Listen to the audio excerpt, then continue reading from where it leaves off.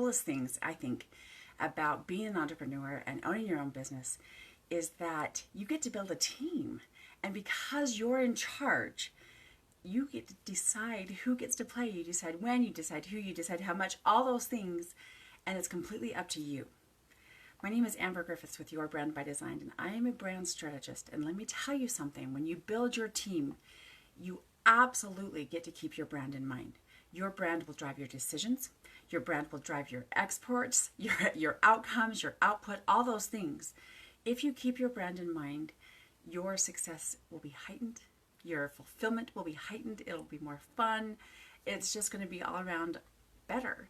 And again, the coolest thing I think about being able to build a team is a realization that you don't have to do this alone. The chances are, well, let's get into that, right? Let's talk about, I wrote down my notes so we can keep on track. So one of the biggest realizations I think for me,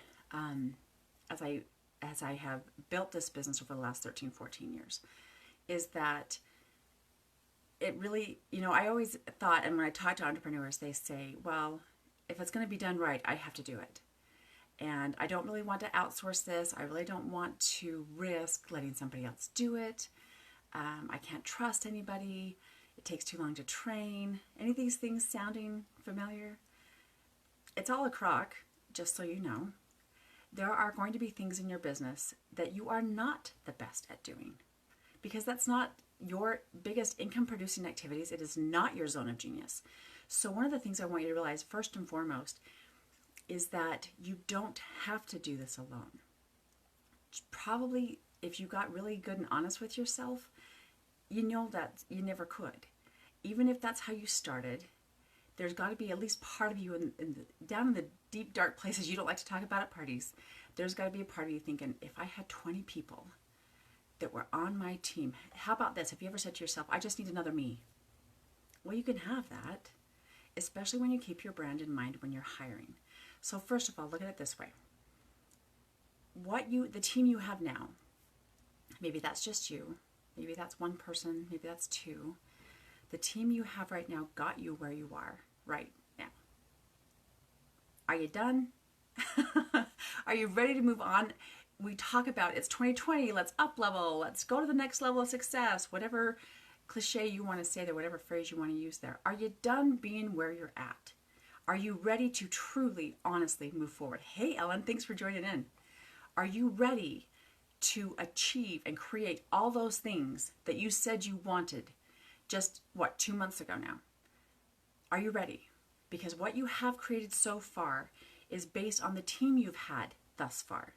So when you think about all those amazing things you want to create and all those great places you want to go and all that impact, all that money, that's a different team. And that's not to say it's not the same people. It's entirely possible. It's exactly the same people.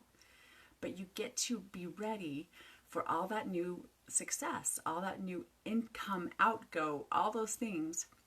You get to start thinking now about the team you're going to need to handle that kind of influx. There's only so many hours in the day, and you're not good at all the things. So challenge yourself and do a couple things. One, there's the obvious. List the things that you don't want to do. If you don't want to do payroll or accounting or you don't want to be in charge of your social, you want somebody else to help you with the content strategy. I know somebody really great for that, by the way, if you're curious. If you decide the things that really, truly you just don't want to do.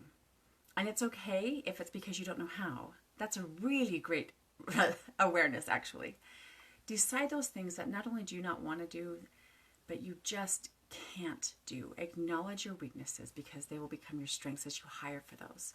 So decide what you don't want to do and what you're going to need help with. So for example, if you are really, really great you're a great speaker, you're a coach, and so you're on stage quite a bit, you can't run the back of the room and be on stage at the same time.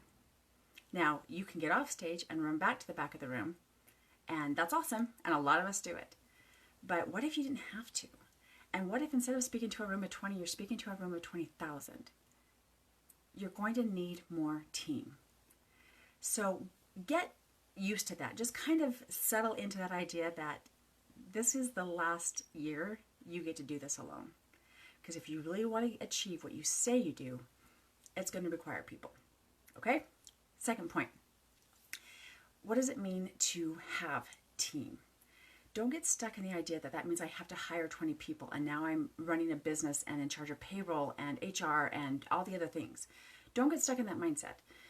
Yes, some of your team might actually be employees. They might be independent contractors. They might be full-on staff. That's okay. They're part of your team. But what about your vendors?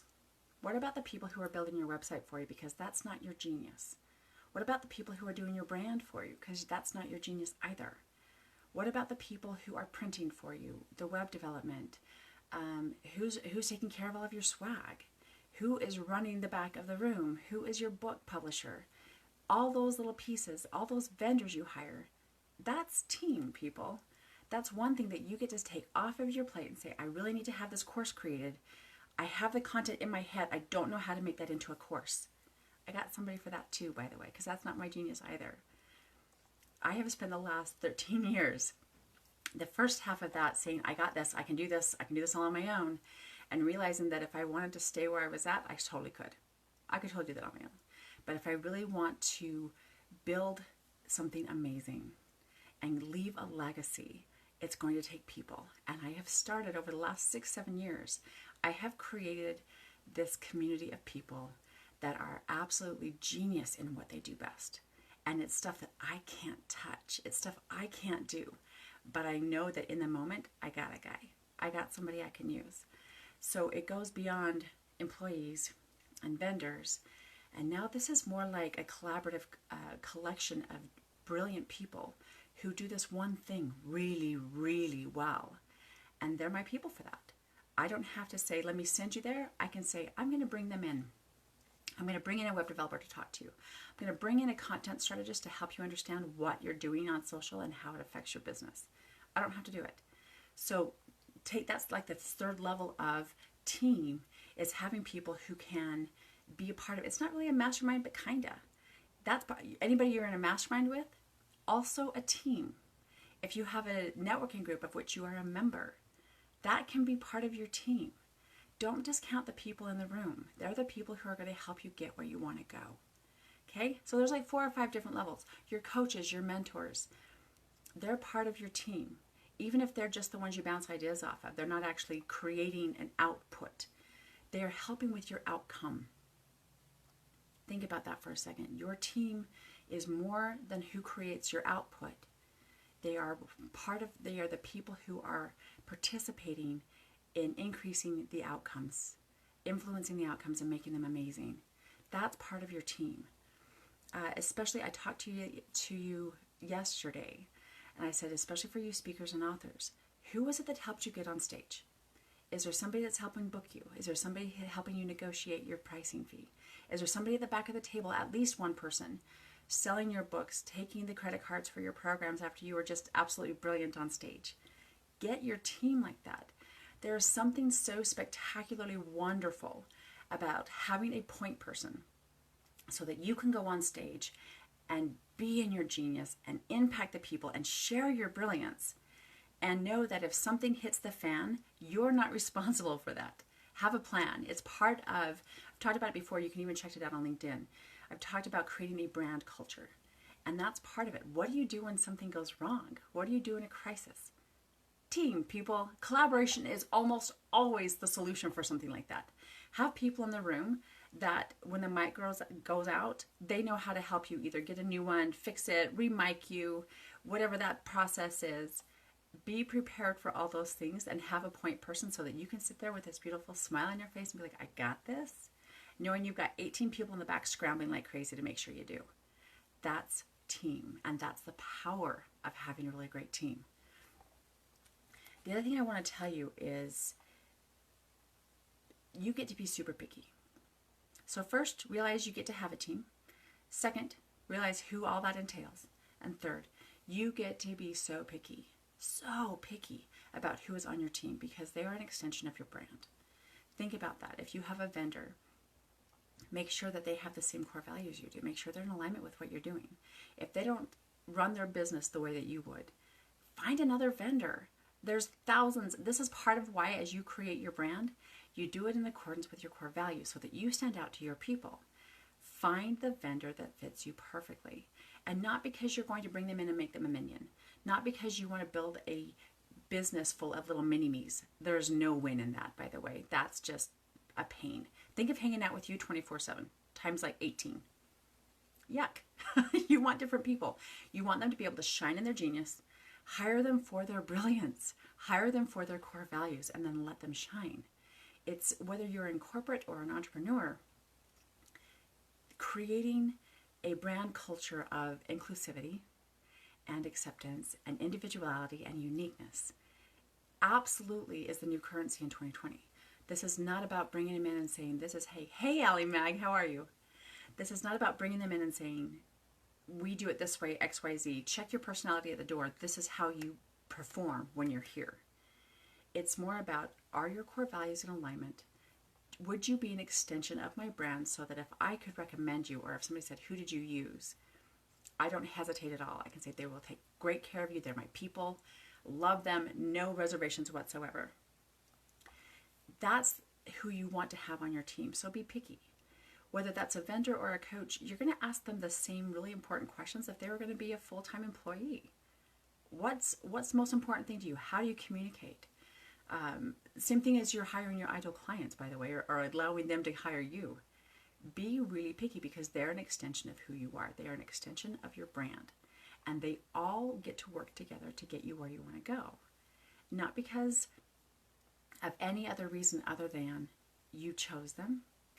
You know they're going to help you.